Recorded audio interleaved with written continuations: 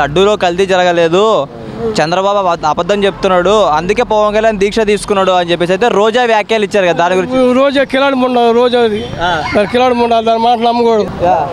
ఎందుకని ఇలాంటి వ్యాఖ్యలు చేస్తున్నారు? దాని పద్ధతి మంచిది కాదు. నోరు దుర్సు మూలన చెడు తెచ్చుకుంది అంతేగాని. అదే అంటే ప్రజలు సూపర్ 6 పథకాలు అడుగుతుంటే ఇలా చెప్తారు అని చెప్పేసి అంటున్నారు కదా. అట్లాగే చంద్రబాబు నాయుడు మీద దుమ్మారాలు లేపుతున్నారు వాళ్ళంతా. కానీ చంద్రబాబు మీద దుమ్మారాలు లేపుతున్నారు కానీ ఏమీ లేదు. ప్రజలు సూపర్ 6 పథకాలు అడుగుతూ ఉంటే లడ్డు సాకు చెప్తున్నాడు చంద్రబాబు నాయుడు అని చెప్పేసి అంటున్నారు. దాని గురించి మీరేమంటారు? అది తప్పదు ఆ మాట తప్పండి. చంద్రబాబు నాయుడు మీద దుమ్మారాలు లేపకూడదు. 100 రోజులు అయింది, 100 రోజులు ఏం తెస్తారు? ఆడేమో అప్పులు చేసి పారిపోయాడు.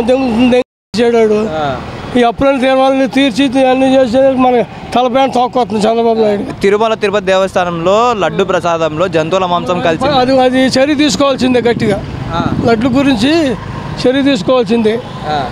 అది పంది కొవ్వు, దాని కొవ్వు, దీని కొవ్వు తీసుకుని లడ్డులు తయారు చేస్తుంటే భక్తులు సూర్యమంటల్లా, అది ఎంత పాపం అది. అలాగే పవన్ కళ్యాణ్ గారు కూడా ప్రాయశ్చిత్తంగా దీక్ష చేస్తున్నారు కదా, దాని గురించి మీరేమంటారు? చేయొచ్చు.